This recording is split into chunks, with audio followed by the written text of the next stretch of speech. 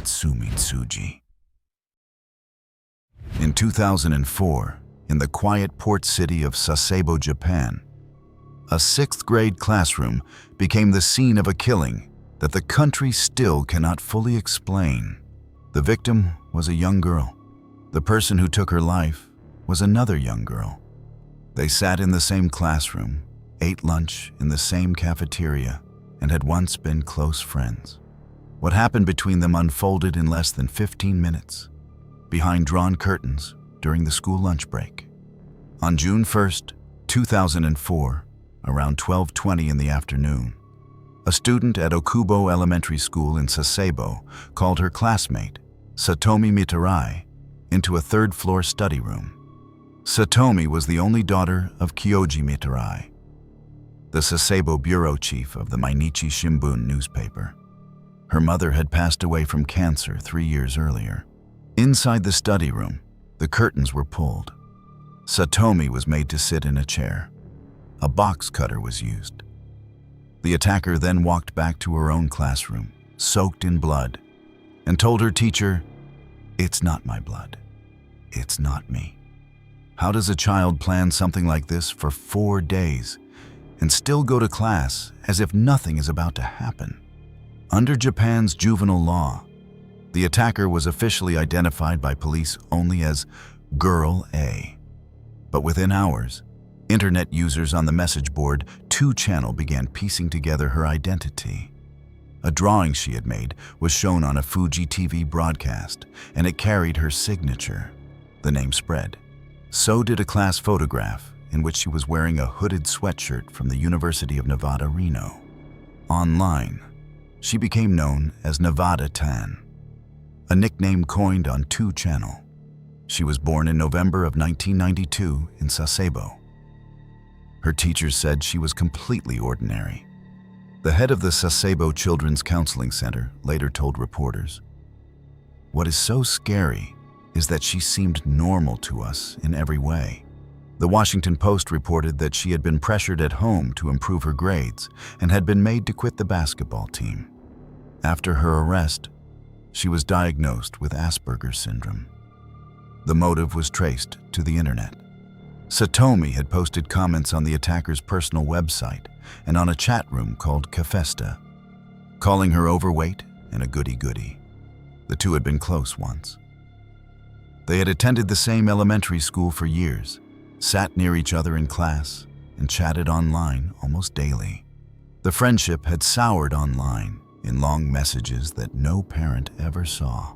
Investigators later told the Associated Press that Tsuji's parents haven't had any trouble raising her, and that her grades were good. On her personal website, she ran content related to the Flash animation Red Room and fan fiction tied to the film Battle Royale. According to BBC reporting that cited the Mainichi Shimbun, she had planned the attack for 4 days after watching a television drama. When she was arrested that same afternoon, she confessed quickly, repeating, "I am sorry, I am sorry." Could anyone in that school, that family, that neighborhood have seen this coming? Because she was below Japan's age of criminal responsibility, the case went to family court. On September 15th, 2004, the Sasebo branch of the Nagasaki Family Court ordered her institutionalized at the National Kinagawa Gakuen Reformatory in Tochigi Prefecture for 2 years. That commitment was extended by another 2 years in 2006, and in May of 2008, authorities announced no further extension would be sought. The case rewrote a national conversation. The age of criminal responsibility in Japan had already been lowered from 16 to 14 in the year 2000 following the Kobe child murders, and Sasebo reignited that debate.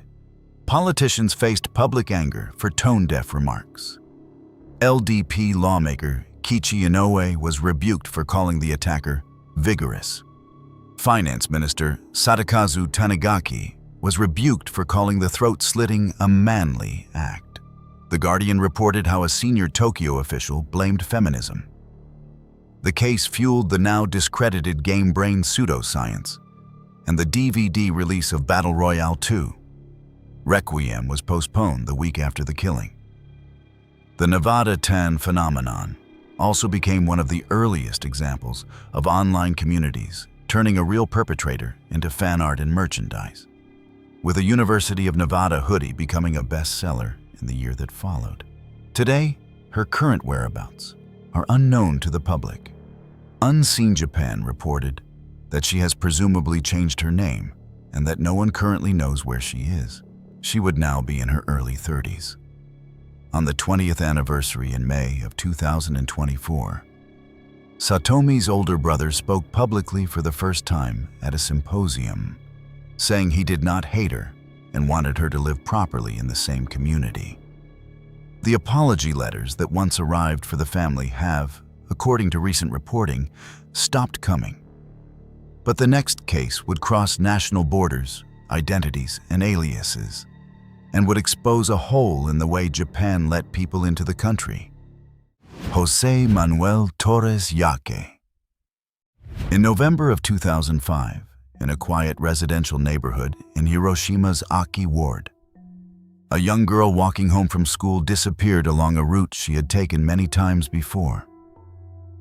It was an ordinary path in a peaceful area, one that families trusted and children used daily.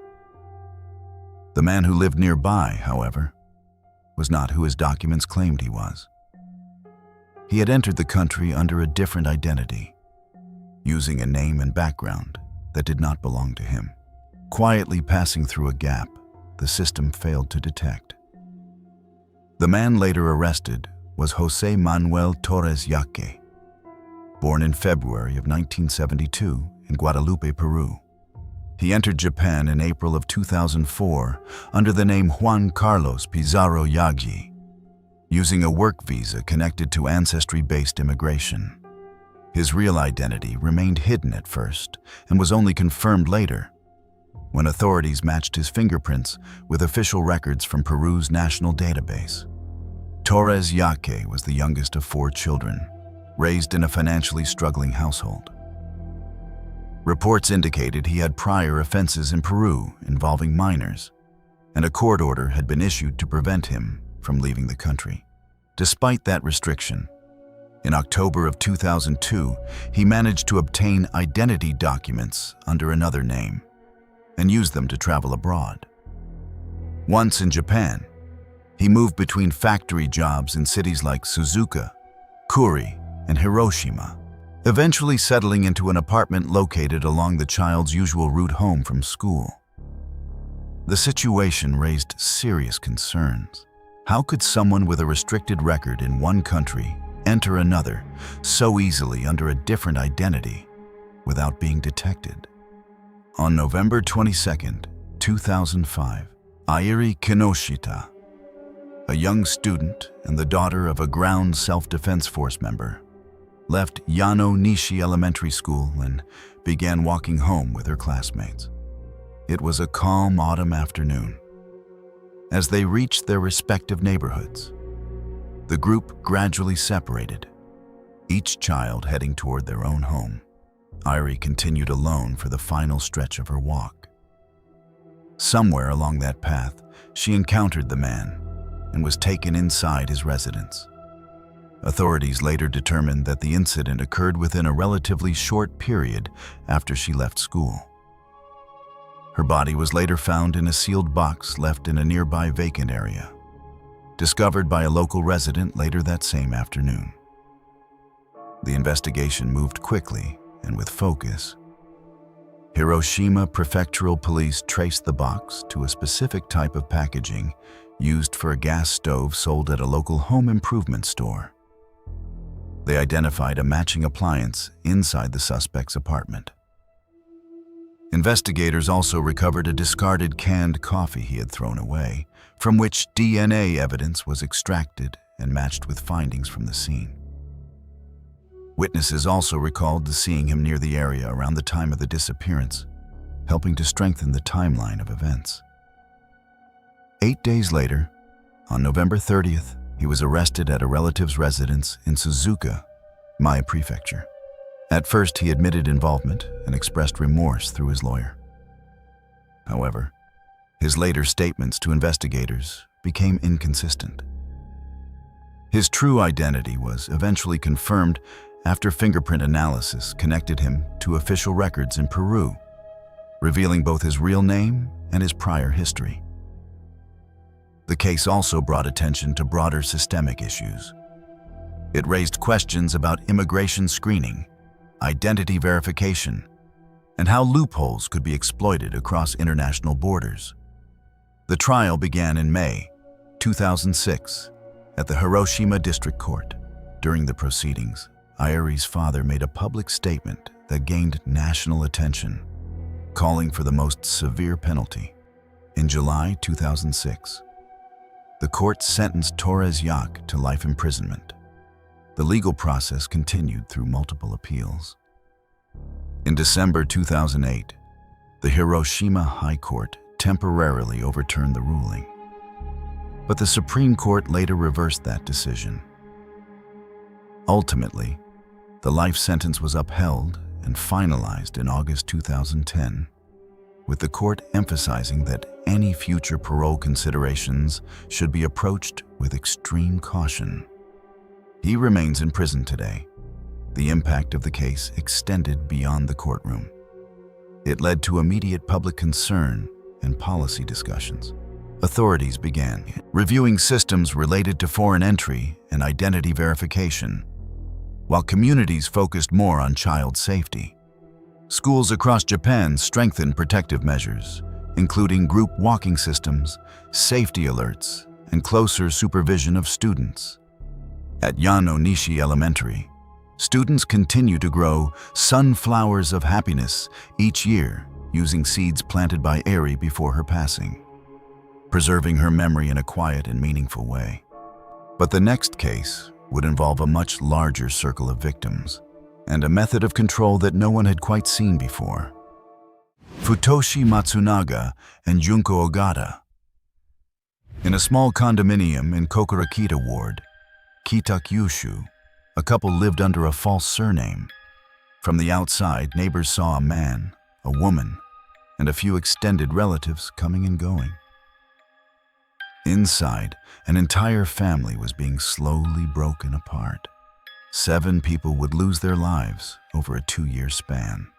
No bodies would ever be recovered. Convictions would rest almost entirely on the testimony of 2 survivors. And the man at the center of it would never lay a finger on most of the people who died, because he had built a household that did the harm to itself. Futoshi Matsunaga was born on April 28, 1961, in Kokurakita Ward, Kitakyushu, and was raised from age 7 in Yanagawa, Fukuoka, where his father took over a futon family business. Junko Ogata was born on February 25, 1962, in Kurume, Fukuoka, into a wealthy farming family. Matsunaga was an academically gifted child who was described in school as pathologically deceitful and not trusted by teachers. He married at 19, fathered a son, and at the same time maintained relationships with at least 10 other women. His futon company in Yanagawa, called World, became a training ground where he routinely shocked employees on the 3rd floor. His ex-wife later told Bunshun reporter Iko Ono that he beat new employees with wooden swords and telephone books. By 1992, he had defrauded or extorted 180 million yen and was placed on Japan's most wanted list. Junko was originally a shy kindergarten teacher. She began dating Matsunaga in October of 1982. He harmed her mother in 1984 and isolated her from her family the next year. His method had a name. He called it Tsuden, electric shock applied through modified extension cords delivering current to the fingers, toes, and face. But the cords were only the surface. He forced family members to harm one another. He pushed them into mutual distrust.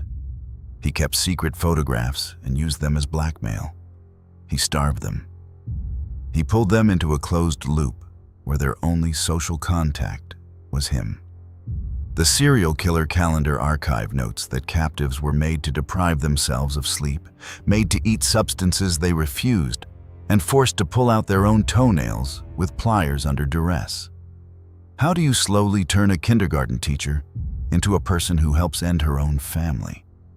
The 7 people who lost their lives, per English Wikipedia's victim list cross-referenced with the Japan Innocence and Death Penalty Archive, were Kumio Toraya, killed in February of 1996. Yunko's father, Takashige Ogata, killed in December of 1997. Her mother, Shizumi Ogata, in January of 1998. Her sister Rieko in early 1998. Rieko's husband Kazuya in April of that year, and Yunko's young nephew and niece, Yuki and Aya, in May and June. Most of them did not die at Matsunaga's own hands. He gave the orders, he set the conditions. The relatives carried out what he said on each other. Bodies were dismembered, ground in a meat grinder, boiled in a large pot inside the apartment, and disposed of in public toilets or tossed into the sea. Police never recovered any human remains. The captivity site was a Kokura Kitaku condominium where the couple lived under the false surname Hashimoto. Kumio Toraya's teenage daughter, used as a captive childminder, first escaped on January 30th, 2002, was retaken on February 15th after being betrayed by an aunt who was in love with Matsunaga, then escaped again on March 6th, 2002, badly injured, and went to the police. Matsunaga and Ogata were arrested on March 7th, 2002, when they came to retrieve her. If no bodies were ever recovered, how do you build a case at all? On September 28th, 2005, Fukuoka District Court Kokura Branch presiding judge Toshinobu Wakamiya sentenced both defendants to death, calling the conduct brutal and unprecedented. On September 26, 2007, the Fukuoka High Court upheld Matsunaga's death sentence, but reduced Junko Ogata's sentence to life imprisonment, citing his prolonged domination of her. On December 12, 2011, the Supreme Court's first petty bench dismissed Matsunaga's appeal, and the same day dismissed the prosecution's appeal against her life sentence. Futoshi Matsunaga remains on death row at the Fukuoka detention house. According to his elder son's public statements, he has developed diabetes in custody and is now nearly blind. Junko Ogata is serving her life sentence at Fumoto Prison in Tosu, Saga Prefecture, Kyushu's only women's prison. The Supreme Court's 2011 ruling is now a leading Japanese authority on coercion as a mitigating factor in capital cases. Reporting by Iko Ono in Bunshin Online and President Online has continued to surface still uncharged deaths attributed to Matsunaga from the years before the captivity site was discovered.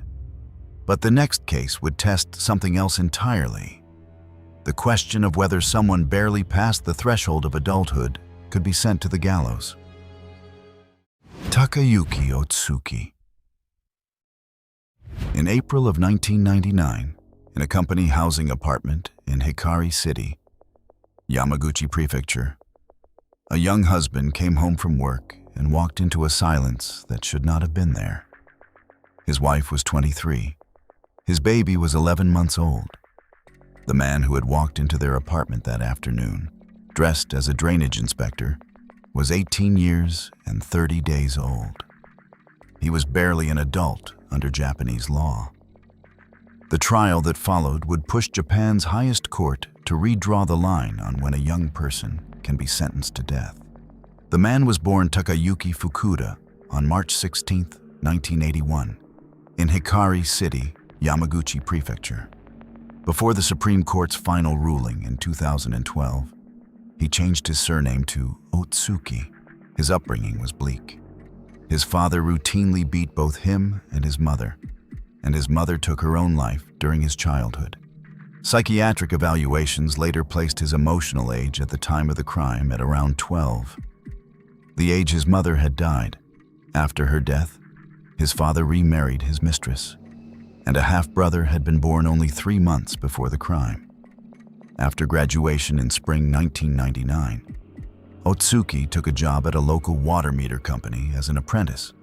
Critically, his father worked at the same Nippon steel facility as the victim's husband and reportedly spoke about her at home in inappropriate terms. That was where the targeting started.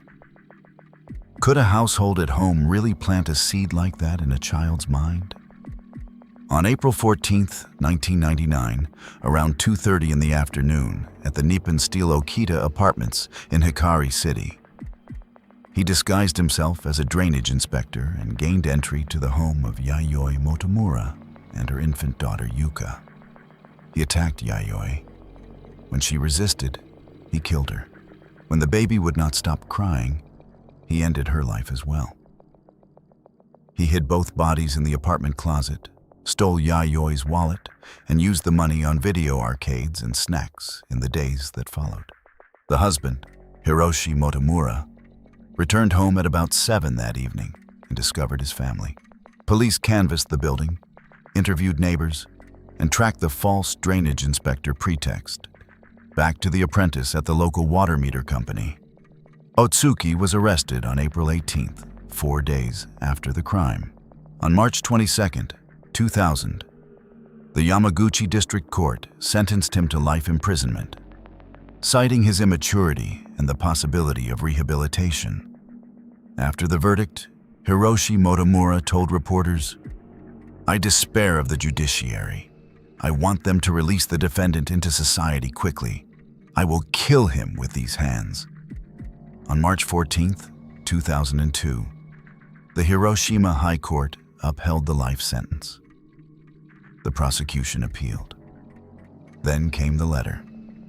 The prosecution submitted a letter Otsuki had written to a friend mocking the bereaved family, with a passage describing himself as a male dog walking down the road who happened to meet a cute bitch. On June 20th, 2006, the Supreme Court Third Petty Bench quashed the High Court ruling and remanded the case. For the remand, the defense expanded to 21 lawyers under Chief Defense Counsel Yoshihiro Yasuda, a prominent anti-death penalty lawyer who had previously represented Aum Shinrikyo founder Shoko Asahara. The defense had Otsuki recant his confession and adopt strange new claims. He had no intent to kill. The covering of Yayoi's body had been a resurrection ritual. He had hidden the baby in the closet because he believed Doraemon would help. Public outrage was massive. On a popular TV show, lawyer-turned-politician Toru Hashimoto urged viewers to file disciplinary complaints against the defense team. Roughly 7,558 complaints flooded bar associations, 6 times the entire 2006 national total. Targeted lawyers later sued Hashimoto, and the Supreme Court ultimately ruled in his favor. On April 22nd, 2008, the Hiroshima High Court reversed itself and sentenced Otsuki to death, calling the new defense claims falsehoods. Public interest at that hearing was extraordinary, with thousands queuing for only 26 public seats. On February 20th, 2012, the Supreme Court First Petty Bench, in a 3-1 decision, confirmed the death penalty. At 18 years and 30 days, Otsuki became the youngest person at time of crime to receive a finalized death sentence in Japan in 66 years. Hiroshi Motomura, in the years between the first and final ruling, had become one of Japan's most influential victims' rights advocates. He was a founding member of a nationwide victims' rights organization, and his advocacy directly contributed to laws creating the victim participation system that allows victims and their relatives to question defendants and recommend sentences. As of today, Otsuki remains on death row at the Hiroshima detention house. His third retrial petition was rejected by the Hiroshima High Court on February 27, 2026. Hiroshi Motomura, after the 2012 ruling, said, "This is not something to be happy about. I solemnly accept the court's decision." If you've made it this far and enjoy deep dives into the most shocking criminal cases, hit that subscribe button and don't forget to press the bell icon. But the next case would take us back decades into the wreckage of post-war Japan, where a man returning from war turned that chaos into a hunting ground. Yoshio Kodaira. In the months after Japan's surrender, in the ruins of a Tokyo running on rationing and rumor, young women began to disappear. They went looking for work, for food, for a way to keep their families alive in a country that no longer had enough of either.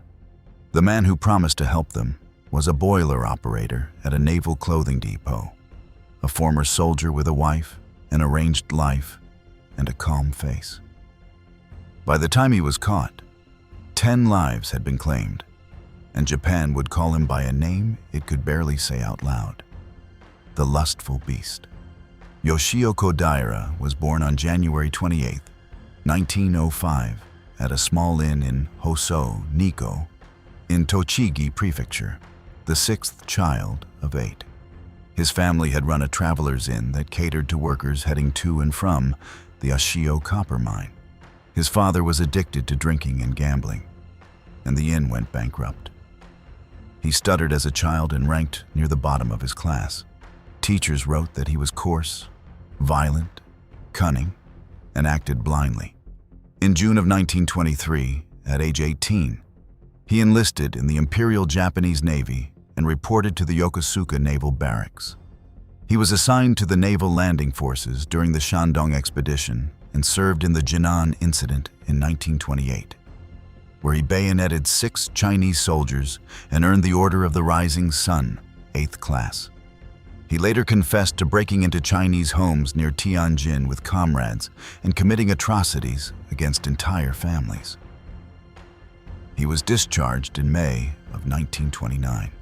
He returned home, took a job at a Furukawa electric refinery, and entered an arranged marriage. When his wife discovered his infidelity and went home on July 2, 1932, he broke into her family house at night with an iron rod and killed his father-in-law and injured 6 others. He was sentenced to 15 years at Kosugi prison, but was released on parole in 1940 under wartime amnesty programs, placing him back into a society sliding into total war. How does a country let a man like that out, mid-war, with no warning to anyone he is about to live among? When the war ended and rationing collapsed, Kodaira found his pattern. He used the extreme food shortages of post-war Japan to lure young women, promising food, jobs, or farm employment, drawing them into wooded areas around Tokyo and Tochigi. His convicted attacks ran from May of 1945 through August of 1946. The first was Mitsuko Miyazaki, a worker at the 1st Naval Clothing Department, where Kodaira himself was a boiler operator. Then Yori Ishii, accosted at Shin Tochigi Station. Her body was found that September. Then Mitsuko Nakamura, picked up at Shibuya Station. Kazuko Kondo at Ikebukuro. Yoshi Matsushita at Tokyo Station. Hiroko Baba at Asakusa, with the same farm work promise. Each of them had been looking for a way to feed her family. Each of them had thought she was talking to a man who could help. The international press began calling him the Japanese Bluebeard. He was charged in 3 additional cases for which he was acquitted on insufficient evidence and admitted to roughly 30 further offenses whose victims survived. He was undone by the 7th and final case. The young woman, Ruko Midorikawa, was the daughter of the famous sumo head referee, the 24th Kimura Shonosuke. Because Kodaira had been recruiting her for a job, he had visited her family home and given his real name. Her body was discovered on August 17, 1946, by woodcutters behind Zojoji Temple in Shiba Park. When her parents reported the name to the Metropolitan Police, Kodera was arrested on August 20th, 1946. He confessed freely, even cheerfully describing the offenses during interrogation. He told investigators, "During the war, I knew many comrades who did things crueler than what I did. But I think no one in peacetime did such terrible things as I alone." His trial in the Tokyo District Court opened on June 18, 1947, on 10 counts of murder, plus 30 additional offenses. The Supreme Court of Japan confirmed the death sentence on November 16, 1948. He was hanged at Miyagi Prison in Sendai on October 5, 1949. On his final morning, he reportedly said, "I am fortunate to be able to die on such a calm and peaceful day." The case became the first major moral panic of post-war Japan, and detective novelist Edogawa Rampo blamed the relaxation of morals since the surrender. A copycat known as the Second Kodara was arrested in 1947, and the 1971 serial killer Kiyoshi Okubo was nicknamed the Kodera of Gunma. The case is widely regarded as the moment Japan began telling itself two competing stories about violent crime, that it was a continuation of wartime atrocity, or that it was the product of social order breakdown. But the next case would jump forward half a century to a quiet suburb in Kobe, where a young person left a note at a school gate that no investigator could quite believe at first. Shinichiro Azuma. In the early hours of May 27, 1997, a junior high school caretaker arriving at Tomogaoka Junior High in Suma Ward, Kobe, found something at the front gate that he could not at first understand. It looked, for a long moment, like a doll. It was not. A handwritten note in red ink had been pushed into the mouth. The note was signed with characters reading Sakaki Bara, and it began, "Now the game begins. Stupid police officers. Try to stop me. I find killing extremely enjoyable." The school went into lockdown within hours. The person who wrote the note was a 14-year-old student at that very school. The perpetrator is now publicly known as Shinichiro Azuma, the name he used when he later published a memoir. But at the time of the case, he was officially identified only as Boy A. He gave himself the pseudonym Seito Sakaki Bara in his communications with the police and the press. He was born on July 7, 1982, in Kobe, Hyogo Prefecture. Azuma grew up in Suma Ward as the eldest of 3 sons. The death of his grandmother in 1992 is widely cited as the trigger that began his fascination with death. He moved from dissecting frogs and slugs to running them over with his bicycle. By the time of his arrest, psychiatric examination documented his admission of having harmed at least 20 cats, plus pigeons, and a pawless cat that had been found near his school days before the head was placed at the gate. He was diagnosed with ADHD and was receiving psychiatric care from 1995. He was later assessed as suffering from conduct disorder and sexual sadism in a diary that became central to his case. He claimed to act under the protection of an invented deity he called Bamoido Kishin, with whom he had made a 13-year blood pact for the freedom to kill. Classmates would later say that they had noticed something off about him, but nothing they thought a teacher needed to hear about. How does a community miss something like this in a 14-year-old, a child sitting in classrooms every day? Earlier that year, on February 10, 1997, Azuma had attacked 2 6th-grade girls in the back of the head with a hammer near an apartment complex in Nakochi. On March 16th, he attacked a 4th-grade child, Ayaka Yamashita, with the same weapon. She was declared brain dead and passed away on March 23, 1997. His diary that day read, "I carried out sacred experiments today to confirm how fragile human beings are. I think I hit her a few times, but I was too excited to remember. About 10 minutes later, he stabbed another young girl outside Tatsugaoka Park. She survived. The case the country could not look away from was Jun Hase, a 6th grade student at Tainohata Elementary and a friend of Azuma's younger brother. Just before 2 in the afternoon on May 24, 1997, Azuma led him toward a place known locally as Tank Mountain by promising to show him a turtle. He used the boy's own shoelaces and hid the body in an abandoned television relay station. The next day, he returned with a stolen hacksaw. 3 days after that, the head appeared at Tomagaoka's gate. Convinced his name had been mispronounced on television, he sent a longer manifesto received by the Kobe Shimbun newspaper on June 6th, in which he wrote, "It's only when I kill that I am liberated from the constant hatred that I suffer." The note he had left at the school gate had also read, "Now the game begins." Hyogo Prefectural Police had initially profiled the perpetrator as a man in his 30s or 40s. Detectives narrowed in on Azuma through handwriting comparison with his school essays, survivor testimony from the young girl who had been stabbed near Tatsugaoka Park, and tools traced back to the same co-op supermarket. On June 28, 1997, he confessed at Suma Police Station. Because Japan's age of criminal responsibility was 16 at the time, the Kobe family court on October 13, 1997, committed him to indefinite protective detention at the Kanto Medical Juvenile Reformatory. On March 11, 2004, the Ministry of Justice took the unprecedented step of publicly announcing his provisional release. He was given a new identity. He is presently believed to be living in Saitama Prefecture, working as a welder. In 2015, he published a memoir titled Zeka without notifying any of the victims' families.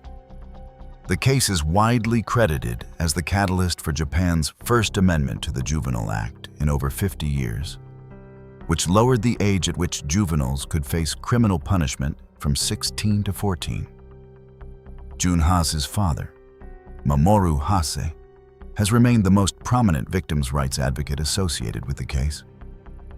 But the next case would also change how a country saw an entire subculture, and the man at the center of it would leave behind a room full of evidence that no one expected.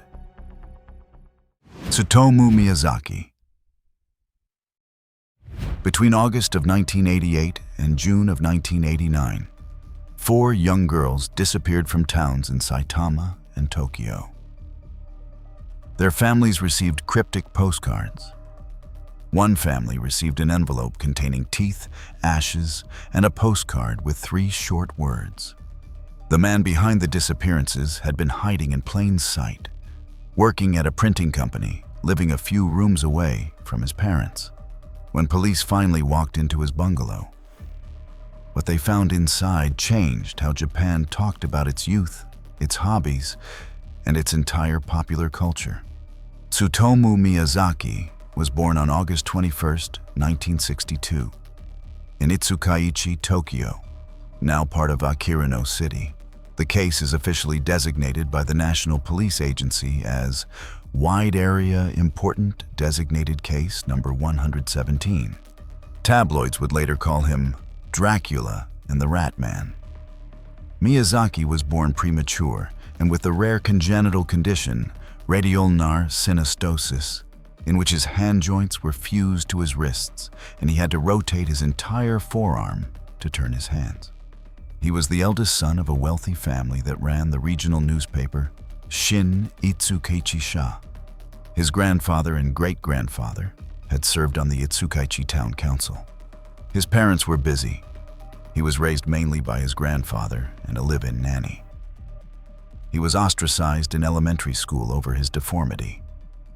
He passed the entrance exam to a competitive high school, but plunged in the rankings and was denied admission to Meiji University. He qualified instead as a photo technician at junior college and took a job at a printing company arranged by his father. When his grandfather died in May of 1988, Miyazaki was devastated. He ate part of his grandfather's cremated ashes to retain something from him. Clinical psychologist Hirokazu Hasegawa, who interviewed him in 2006, said Miyazaki believed his crimes would resurrect his grandfather. His father refused to pay for legal defense and ended his own life in 1994. On hearing the news, Miyazaki told a publisher he felt refreshed. His mother, by then estranged, refused to attend the trial. What does it mean when a young man's room becomes the loudest evidence in a case? Investigators would later say that they had never seen a hoard quite like the one in his bungalow. The shelves were stacked floor to ceiling. Some of the tapes were store-bought. Many were not. The recordings of his victims sat among them, indistinguishable from the rest at a glance. The 4 young victims were Mari Kono, taken on August 22, 1988, in Iruma, Saitama; Masami Yoshizawa, taken on October 3 in Hano; Erika Namba, taken on December 12 in Kawagoe; and Ayako Nomoto, taken on June 6, 1989, in Koto Ward, Tokyo. He sent the Kono family a package containing teeth, ashes, photographs of her clothing, and a postcard reading, "Mari, bones, cremated, investigate, prove."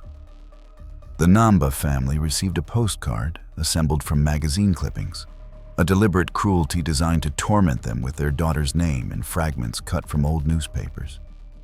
He used a female pseudonym, Yuko Imada, in many of these communications, a play on the Japanese phrase meaning, "I'll tell you now." Police were stuck for almost a year with no link between the cases that they could publicly confirm.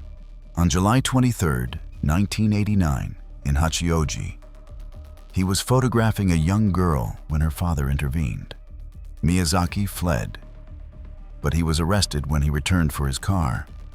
When investigators searched his 2-room bungalow, they found roughly 5,763 videotapes, mixing anime, slasher films, hentai, and pornography, with footage and photos of his victims interspersed among them. The first court-appointed psychiatric examiner, Hideo Hosaki, testified that Miyazaki was not a true pedophile, but had targeted young girls as substitutes. Miyazaki blamed an alter ego he called the Rat Man and drew cartoons of him during sessions. 3 court-appointed psychiatric panels delivered conflicting findings, ranging from cognitive disability to schizophrenia to severe personality disorder with full responsibility. The trial in the Tokyo District Court opened on March 30, 1990, and lasted 7 years. The court ruled him fully aware and sentenced him to death on April 14, 1997. The Tokyo High Court upheld the sentence on June 28, 2001. On January 17, 2006, the Supreme Court upheld it, with the bench finding that the case left no room for leniency. On June 17, 2008, Justice Minister Kunio Hatoyama signed the order, and Miyazaki was hanged at the Tokyo detention house. The case set off the Miyazaki shock, a national moral panic against otaku culture that newspapers, TV shows, and politicians fanned for years. Cultural critics later argued that photographers covering the search of his room had likely rearranged his videotape collection to amplify its perversity. A memorial called the Four Maidens Memorial Buddhas now stands at Kurihama Cemetery in Yokosuka. But the next case would be the one Japan watched live, on the news, in real time, as parents drove to a school gate that the country thought was safe. Mamoru Takuma. On a Friday morning in June of 2001, in the elite-affiliated elementary school of Osaka Kyoiku University in the city of Ikeda, the school day had just begun. Children were finishing their first period work. Teachers were preparing the next lesson. A man parked his car at the east gate, climbed in through a window, and walked into a second-grade classroom carrying a kitchen knife. The attack lasted around 10 minutes. By the time it ended, 8 young children had lost their lives, and Japan would never look at the front gate of a school the same way again. Mamoru Takuma was born on November 23, 1963, in Itami, Hyogo Prefecture. His mother had wanted to end the pregnancy, and after his birth, showed him little affection. In elementary school, she told him, "I wish you had never been born." He was harmed by both parents, particularly his father, who beat him with stones. He showed disturbing antisocial behavior from a very young age. He rode his tricycle into a national highway as a small child. He habitually hurt cats and dogs, threw stones at moving trains, and bullied weaker classmates. He developed an early envy of the highly educated and high-income elite after being told by his mother that he would never get into the elite Ikeda Junior High. He dropped out of an Amagasaki high school in March of 1981 after assaulting a teacher. He enlisted in the Japan Air Self-Defense Force in late 1981 and was discharged in January of 1983 after he brought a teenage runaway back to the base. He was arrested at least 11 times across the next 2 decades. He married 4 times, and every marriage ended in divorce. In November of 1984, he attacked a woman while collecting rent. He was hospitalized at a psychiatric hospital and on January 4, 1985, jumped from the 5th floor in a suicide attempt. He later admitted the attempt and his feigned mental illness were intended to harass his parents and avoid prosecution. He was sentenced to 3 years imprisonment in November of 1986. In March of 1999, working as a janitor at Itami City Ikejiri Elementary School, he dissolved a tranquilizer in tea served in the teacher's room and hospitalized 4 staff for 3 days. He was arrested, but found not responsible due to mental illness and was not prosecuted. By the spring of 2001, he had been fired from multiple jobs and had a pending court hearing for an assault on a hotel bellhop in Osaka. How does a man with that much paperwork keep slipping through? Around 10 in the morning on Friday, June 8, 2001, Takuma purchased a 15.5-centimeter DB kitchen knife. He drove to Ikeda Elementary School, an elite national primary school affiliated with Osaka Kyoiku University, parked at the East Gate, and climbed in through a window. The attack began just after 10:10 and lasted about 10 minutes. He moved through 3 second-grade classrooms before being subdued by the vice principal and a teacher who was injured while gripping the knife hand. 8 children lost their lives. 13 children and 2 teachers were seriously injured. After his arrest, Takuma told police, "I've become disgusted with everything. I've tried to kill myself several times, but couldn't. I wanted to be caught and be given a death sentence." He told the court he had targeted Ikeda because it was elite. "If I kill many elite, intellectual children, I'll definitely get the death penalty." Despite earlier schizophrenia diagnoses, in the 1999 T-spiking case, a court-ordered psychiatric examination later concluded he was not actually schizophrenic, but had paranoid personality disorder. His trial opened in the Osaka District Court on December 27, 2001. He openly antagonized his own defense team, demanded the death penalty, and refused to apologize. The original psychiatrist who had diagnosed him as schizophrenic recanted on the stand. On August 28, 2003, the Osaka District Court found him guilty and sentenced him to death by hanging. When ordered to stand for sentencing, he shouted that he should be allowed to speak one last time, and the judge ordered him removed from the courtroom. His later widely quoted remark was, "I should have used gasoline so I could have killed more than I did." He personally withdrew his defense team's appeal. He was hanged at the Osaka Detention House on September 14, 2004. Extraordinarily fast by Japanese standards. The case rewrote Japanese school safety. Outrage that he had repeatedly avoided prosecution by being declared mentally not responsible drove the LDP government to pass the Medical Treatment and Supervision Act of 2003. Providing for compulsory treatment of mentally ill offenders who commit serious crimes. Ikeda Elementary deployed 11 security guards starting June 11, 2001, and nationwide reforms followed. A memorial monument with 8 bells stands on the campus today. An annual ceremony is held each June 8th, with silent prayers offered at 10:12 in the morning, the moment of the attack. This was all from our side today. Thanks for watching. Click here to check out another video.